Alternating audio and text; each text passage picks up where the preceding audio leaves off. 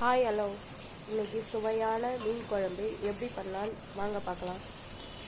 ஒரு பாத்திரத்தில் எண்ணெய் ஊற்றி வடகம் போட்டு ஒரு பச்சை மிளகாய், ஒரு கைப்பிடி பூண்டு, சின்ன வெங்காயம் போட்டு நல்லா வதக்கி தக்காளி பழமும் சேர்த்து வதக்கிக்கோங்க.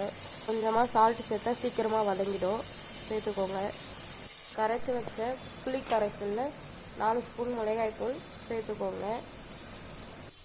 வதக்கி வச்சுருக்க வெங்காயம் தக்காளியோட புளி கரைசலையும் சேர்த்து ஒரு 20 நிமிஷம் கொதிக்க வைக்கணும்.